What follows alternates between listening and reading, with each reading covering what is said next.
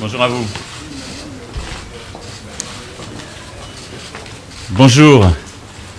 Heureux de vous retrouver. Je suis très heureux d'être arrivé en Martinique cette nuit après quelques jours passés à New York. Heureux d'être là accompagné, comme vous voyez, par les ministres du gouvernement, 5 ministres, pour cette journée en Martinique où nous allons d'abord nous rendre sur une exploitation agricole pour évoquer les sujets liés à la chlordécone et regarder là aussi en face une réalité économique, sanitaire, environnementale. J'aurai l'occasion de m'exprimer sur ce point dans quelques instants, mais c'est un sujet important pour les Martiniquaises et Martiniquais et pour nous tous, et sur lequel je souhaite pouvoir revenir.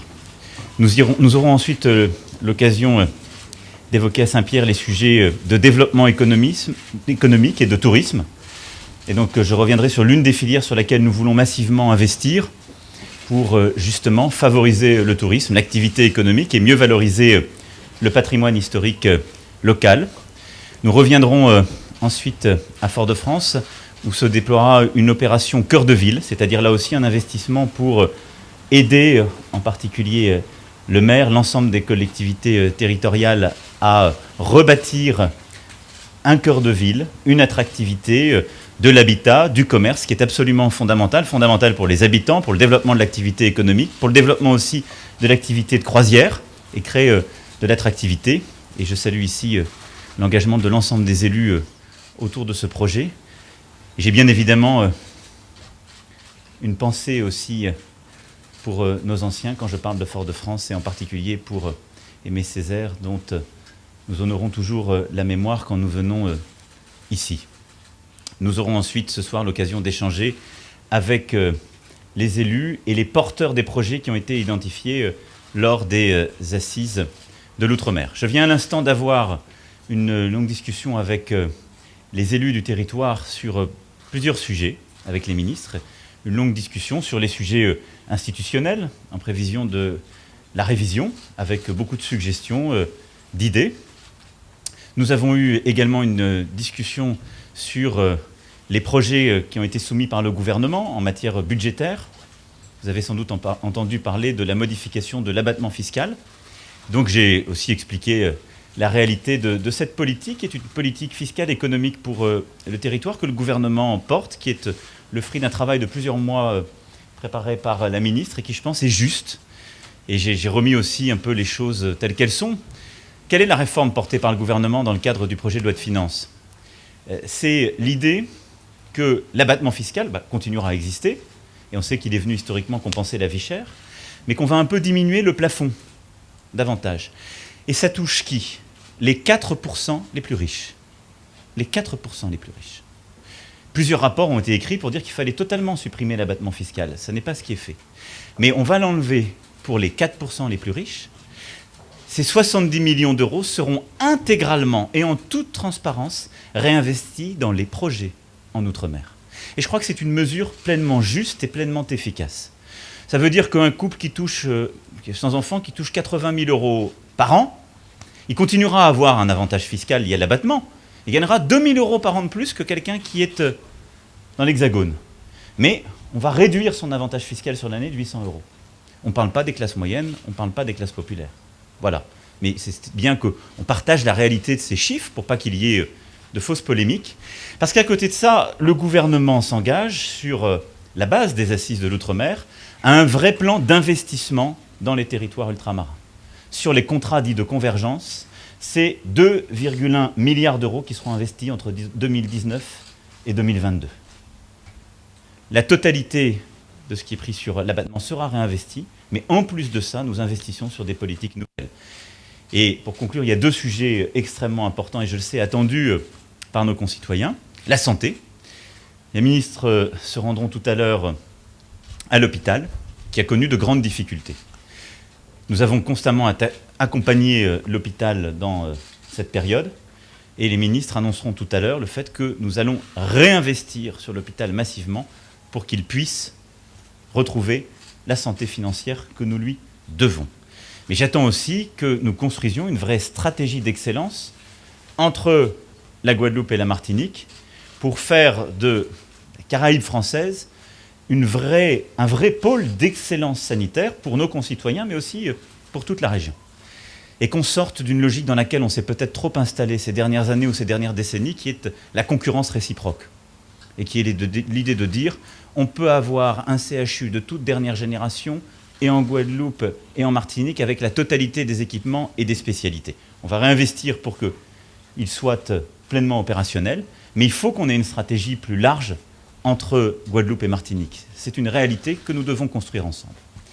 La deuxième chose, ce sont évidemment les filières, tourisme, silver economy, et donc l'accompagnement des personnes âgées, l'innovation et le numérique et l'agriculture, qui sont les filières sur lesquelles nous souhaitons investir massivement.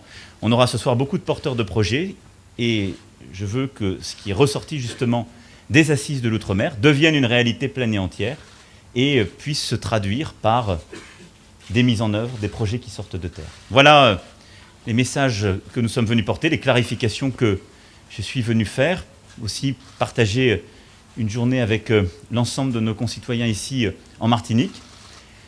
Évidemment, le contexte météorologique vient un peu bousculer ce déplacement, mais c'est somme toute le quotidien de celles et ceux qui vivent dans les Caraïbes, et donc je serai avec eux et tout à l'heure au poste de crise pour pouvoir suivre aussi cet après-midi au plus fort des événements et de cette tempête tropicale, eh bien, les mises en sécurité et les dispositions qui sont prises comme à chaque fois par les services de l'État, dont je veux ici saluer la mobilisation et l'excellence. Est-ce que vous avez des questions ? 4% des plus riches, ces personnes sont parties des électeurs, la plupart d'entre eux. Ça, c'est une chose. Est-ce qu'il est normal de récupérer un peu en fait des 40% de vie chère pour réinvestir dans l'économie? Est-ce qu'il n'y a pas d'autre solution? Parce que cet argent-là, de toute façon, il est déjà réinvesti par ces gens-là quand ils vont au resto, quand ils achètent un billet pour aller voyager, quand ils vont au spectacle. Est-ce que là, vous ne craignez pas l'effet inverse? Ils ne vont pas sortir, ils vont rester. Vous courez le risque, en disant cela, de vous faire taxer de journaliste des riches. Faites attention. Sur un tel sujet, je n'ai jamais fait d'électoralisme dans les choix qui sont les miens. Jamais fait d'électoralisme. J'essaie de décider et de m'assurer que le gouvernement prend des décisions qui permettent de répondre aux causes profondes des difficultés qui sont les nôtres et traite les vrais sujets. Il y a la vie chère. Mais la vie chère, elle y a quoi? Au fait que trop de choses sont importées et qu'on n'a pas assez développé de filières locales. Et c'est le cœur de la réponse que nous voulons faire, et ce sont les investissements dans les projets. Et les 70 millions dont je parle, ils sont plus utiles en les investissant sur des projets, et là on parle de tout l'outre-mer, on ne parle pas que de la Martinique, en 70 millions, que de les laisser dans des avantages pour ces 4%. Je vous le dis très franchement. Premièrement, la vie chère, elle est chère pour tout le monde. Et elle est encore plus chère quand on est classe moyenne ou classe populaire. Deuxièmement, cet abattement, il continue à produire ses effets, puisque même quand vous êtes dans ces 4% les plus fortunés, vous avez un avantage fiscal par rapport à la même personne qui vit dans l'Hexagone de plus de 2 000 € par mois, dans le cas que je citais. Simplement, on le limite un peu, mais on le réinvestit en totalité. La réponse que nous avons apportée avec l'abattement et tous ces mécanismes depuis des décennies, c'est une réponse, comme souvent chez nous, où on traite les conséquences et pas les causes. Ça ne règle pas du tout la vie chère. Ça rend la vie moins chère pour certains, mais pas pour le cœur de la population. Donc moi, ce que je veux, c'est qu'on développe plus de production locale sur le plan alimentaire, qu'on puisse acheter local beaucoup plus, qu'on aide les projets agricoles, les projets de pêche, pour que les gens puissent acheter ce qui est fait en Martinique et ou en Guadeloupe, que ça coûte moins cher. Et donc, l'engagement que je prends en toute transparence, c'est que ce qui va toucher ces 4%, encore une fois, 4% les plus aisés, on le réinvestit en totalité. Mais en plus de ça, on réinvestit beaucoup d'argent. Mais moi, je suis aussi obligé d'expliquer la politique que je mène ici à la classe moyenne qui vit à Aurillac, à Orléans ou à Paris. Ça veut dire que vous prendrez au capitaine d'industrie qu'on appelle les béquets, vous leur prendrez une partie de leur pouvoir de production, devant la ministre en train de sourire, et que vous allez réinvestir. Alors, je n'aurai pas la même description parce que, d'abord, je n'aime pas diviser les catégories de Français. Et ensuite, le principe même des impôts, c'est que vous prenez de la ressource pour investir dans des politiques publiques ou en accompagner d'autres. Donc je vous le confirme. Donc sur ce plan-là, c'est important. J'espère que j'ai réussi. Mais je l'espère, vous leur demanderez dans un instant. Je l'espère, vous leur demanderez dans un instant, mais j'espère surtout convaincre nos concitoyens.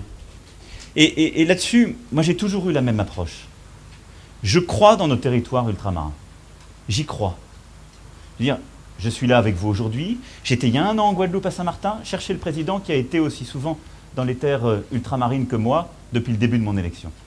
Et je n'ai jamais eu un discours de facilité en Outre-mer. Jamais. Vous me connaissez maintenant. Votre visite a été boudée ou boycottée par le président de la collectivité territoriale. Non, pas du tout. J'ai beaucoup d'amitié pour le président Marie-Jeanne. Mon équipe l'a eu, j'essaierai de la voir dans la journée. Mais il se trouve que le président Marie-Jeanne a une responsabilité au sein de l'Association des régions de France. Et comme vous le savez, il représente les territoires ultramarins. Et donc, il avait à cœur d'être présent en Hexagone. Et il avait peut-être d'autres obligations par ailleurs. Mais il n'y a aucun problème. Il était informé de ma visite, il était invité. Et on entretient les meilleures relations du monde. Et au fond, en clin d'œil, il y a quelques mois, j'étais en Guyane. Le président Marie-Jeanne était là. Je crois qu'il n'y a pas eu d'erreur de rendez-vous, mais c'est les circonstances et les charges. Il était aussi dans cette fonction, justement, de représentant des territoires, et il voulait porter la voix des territoires devant la Commission européenne et les RUP, et il était avec moi à Cayenne il y a quelques mois. Donc vous voyez... Vous ne savez pas parler des sargasses qui posent... Vous avez totalement raison. Les sargasses sont un sujet très important. Je l'évoquerai plus longuement en Guadeloupe demain, où je préciserai là aussi les mécanismes d'accompagnement et les engagements que l'État prend. C'est les compagnies d'assurance qui conviennent de convaincre de rembourser ceux qui ont connu de gros dégâts ou de fermer des entreprises. Alors, il y a plusieurs sujets sur ce point. D'abord, il y a les investissements que nous devons faire et les garanties qu'on va donner aux collectivités territoriales et à la population, ce qui est indispensable pour rassurer nos concitoyens et être efficace. Il y a des travaux et des engagements que je prendrai en matière de recherche et de valorisation. Et il y a en effet un dialogue avec les compagnies d'assurance, même si, il faut être ici très clair, on le sait bien, il ne peut pas s'agir de catastrophes naturelles, compte tenu du fait que c'est un phénomène récurrent. Mais pour toutes celles et ceux qui s'interrogent sur le réchauffement climatique, on a évidemment ce qui se passe avec les ouragans, mais les sargasses, c'est une conséquence directe du réchauffement climatique. Jadis, ces algues existaient, mais elles étaient relativement fixes, elles étaient peu mobiles, elles se développaient peu. Tel qu'on le comprend aujourd'hui, c'est le réchauffement climatique qui, en changeant les flux, mais aussi en réchauffant la température de l'eau, favorise la prolifération de ces algues et conduit justement sur la base des alluvions, pollutions qui viennent d'Amazonie et du golfe de Guinée à remonter, changer les courants et à proliférer beaucoup plus, en particulier dans les Caraïbes. Et donc on doit avoir une réponse, mais une réponse en profondeur. Un engagement profond, ce n'est pas simplement une catastrophe naturelle. Mais je souhaite qu'il y ait, pour nos concitoyens sur les sujets matériels, un engagement beaucoup plus fort. Monsieur le Président, vous avez parlé de révision institutionnelle. Est-ce qu'elle va concerner également la Martinique ? Écoutez, il y a un projet qui a été déposé par le gouvernement qui est le fruit d'un grand travail de concertation. Moi, je suis favorable à plus de différenciation. Et donc, sur ce point, je l'ai déjà dit, on va ouvrir la possibilité de prendre des compétences dans le cadre de l'article 73 en simplifiant les modalités. Et d'ailleurs, pour toutes les collectivités, on va permettre aussi une plus grande différenciation. Après, il appartient à chaque collectivité de savoir quel est aussi son projet, de le porter démocratiquement.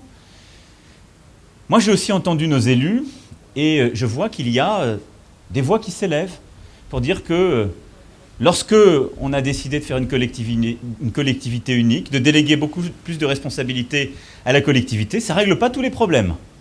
Et que parfois, d'ailleurs, on a le sentiment que les contre-pouvoirs, ils existent parfois plus à Paris qu'ici. Bon, j'entends les choses. Je vais réfléchir à tout ça. Mais vous voyez, là aussi, nos schémas mentaux ont parfois été simplistes. Donc, je suis pour le pragmatisme. Non. Ça n'est pas dans le projet constitutionnel aujourd'hui. Moi, je m'intéresse au quotidien de nos concitoyens, au quotidien et au développement économique. Est-ce qu'il y a d'autres questions ? Oui, madame. Je ne vous ai pas entendu. Alors ça, définitivement pas. Comme vous l'avez vu, l'engagement est entier pour notre école depuis le début de ce quinquennat, avec la diminution du nombre d'élèves par classe en CP-CE1, ce qui touche beaucoup de quartiers. Bien sûr, je vous invite à aller dans tous les quartiers qui sont REP et REP+, et vous verrez le résultat en CP-CE1, avec un réinvestissement dans la formation des maîtres qui est indispensable, avec des évaluations que nous remettons justement pour que chaque élève de la République ait le bon apprentissage et qu'il sache lire, écrire, compter, se comporter à la fin du primaire, avec une vraie réforme de la maternelle qui sera effective dès la rentrée prochaine, où l'obligation d'aller à l'école se fera dès l'âge de 3 ans, avec un investissement en amont de cela que j'ai annoncé il y a quelques semaines dans nos crèches et les différents systèmes de garde, et une réforme de l'orientation au collège, du lycée, avec le baccalauréat, dont la première année de mise en œuvre a commencé cette année. Donc vous voyez, c'est une transformation profonde. Le projet éducatif est au cœur de mon projet. Monsieur le Président, la Martinique se vide de ces jeunes. Avez-vous des solutions? Nous avons évoqué cela en effet avec vos parlementaires, vos élus. C'est un sujet que je regarde avec beaucoup d'attention et je souhaite que nous nous mobilisions. Bon, d'abord, la Martinique vieillit, ce qui doit être une chance. C'est pour ça que je veux faire de la silver economy un des leviers du développement économique en Martinique, parce que ça permet de développer l'activité. 2, pour les jeunes, ça a été très bien dit par vos élus, il faut développer les systèmes d'information, d'accompagnement et d'orientation pour que les jeunes qui sont au collège et au lycée ici puissent être orientés vers des filières où il y a un besoin d'emploi local et où il y a un développement d'emploi et des potentialités d'emploi. Ce que je suis en train de dire sur la silver economy, c'est de la création d'emplois dans le numérique, parce que c'est un secteur qui va créer de l'innovation, dans les matériels pour la domotique, dans l'aide à la personne et le service à la personne pour accompagner les personnes âgées. Quand je vous parle de développement d'une filière agricole, c'est de l'emploi qui se créera derrière.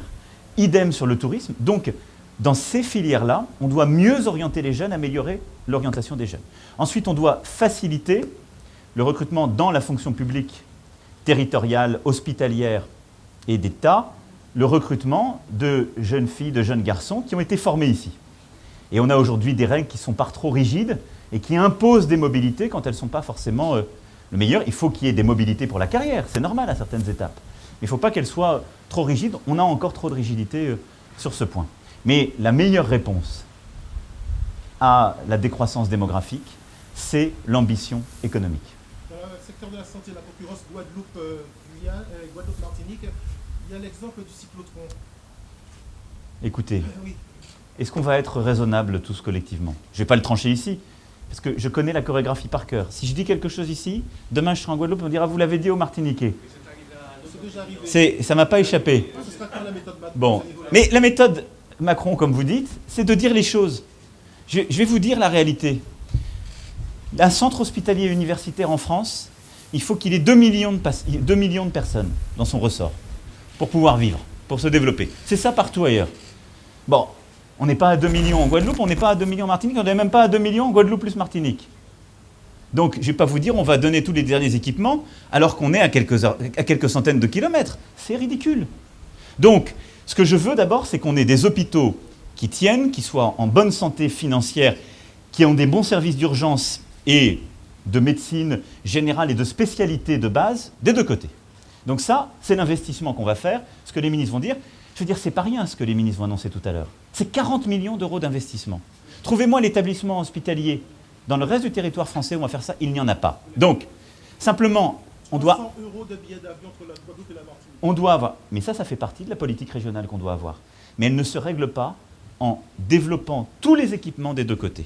Et donc, ce que je souhaite faire, c'est qu'on ait une vraie concertation entre Guadeloupe et Martinique, avec 2 CHU qui soient de bon niveau, mais qui, sur certaines spécialités, développent des plateaux communs. Est-ce qu'on aura la chirurgie de pointe en stomatologie, est-ce qu'on aura le plateau d'oncologie pédiatrique des deux côtés de pointe? C'est pas idiot de se dire, il faut qu'on ait un pôle d'excellence en Guadeloupe ou un pôle d'excellence en Martinique, et qu'on baisse les billets d'avion, et de toute façon... Non, mais sur ces sujets, ils sont pris en charge, Et aujourd'hui, qu'est-ce qui se passe? Ne vous trompez pas.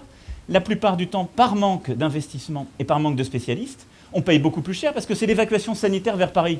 Vous le savez bien, c'est ça la réalité aujourd'hui. Donc n'allez pas me raconter des cracks. Donc aujourd'hui, de toute façon, ce sera... Non, mais la réalité, c'est ce que je dis.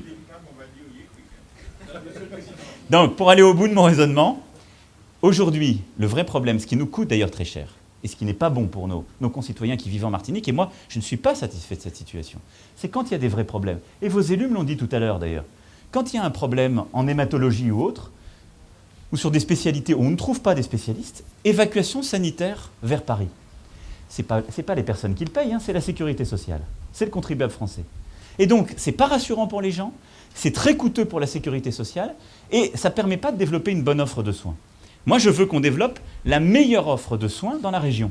Mais pour cela, il faut être raisonnable. Et donc, il faut dire, on doit avoir un bon investissement en Guadeloupe, en Martinique, mais il faut qu'on ait des stratégies mutualisées à deux pour pouvoir, quand il y a besoin, faire l'évacuation sanitaire d'un côté ou de l'autre sur certaines spécialités. C'est la réalité.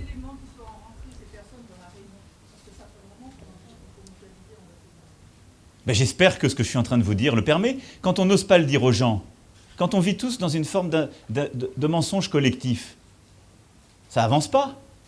Ce que je suis en train de vous dire, vous ne pouvez pas me dire que c'est faux. Vous pouvez me dire ça ne me plaît pas. Ou ça... Ben, ils ont plutôt promis de part et d'autre. C'est pas pareil. Si j'étais venu vous promettre un nouvel équipement là et le même équipement en Guadeloupe, je ferais l'inverse de ce que je suis en train de vous dire. Non, mais j'ai besoin de vous aussi. J'ai besoin de vous, journalistes, population, élus. On se ment collectivement sur ces sujets. C'est la dernière parce que je dois aller dans l'exploitation. Eh bien, elle va y aller. Elle m'accompagne pour la chlordécone d'abord et elle y va ensuite. Vous savez, vous parlez de 40 millions. Est-ce que ça signifie simplement que des dettes de l'hôpital seront annulées et puis on repart à zéro? Ou est-ce qu'on est simplement 40 millions pour continuer à fonctionner? Il n'y a pas de quoi. Quand vous êtes...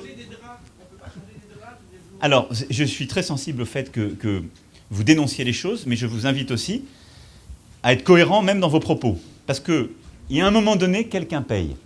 Vous ne pouvez pas me dire d'un côté, ne touchez pas aux avantages fiscaux des 4% les plus riches, et on n'arrive pas à changer les draps à l'hôpital. Vous savez quoi? Parce que si je veux changer plus de draps à l'hôpital, il faut que quelqu'un paye l'impôt pour le faire.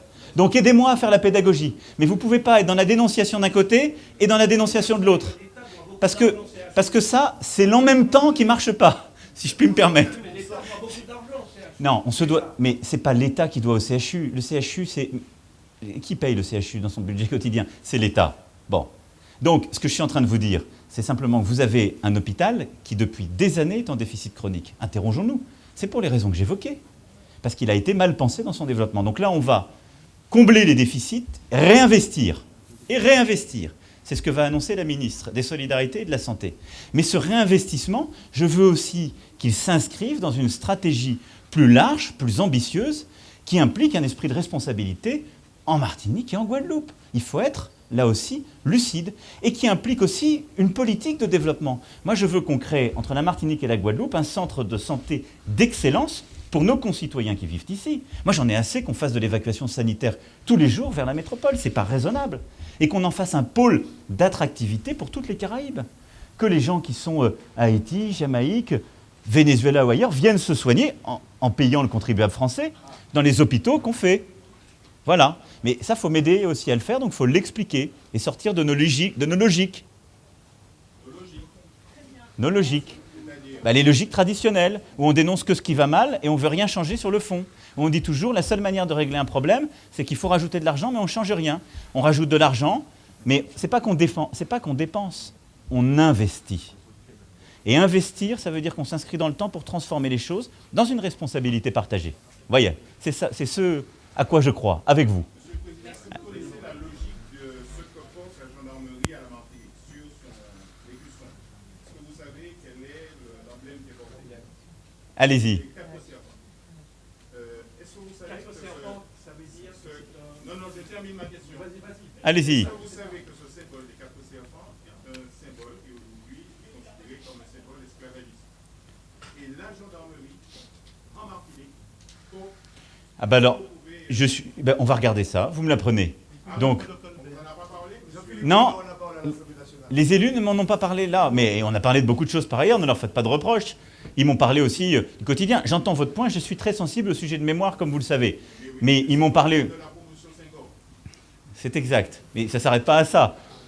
J'ai rendu hommage à Aimé Césaire au Panthéon en avril dernier par un très beau texte lu par Jacques Martial, ça ne vous a pas échappé. Mais donc on va regarder ce sujet, vous me l'apprenez. Donc je vous m'engage à ce qu'on le regarde. Mais vous êtes incroyable là. On va le regarder en bonne foi et avec vous. Mais je compte sur vous, voilà, pour qu'on change tout ça ensemble. Merci beaucoup. Merci.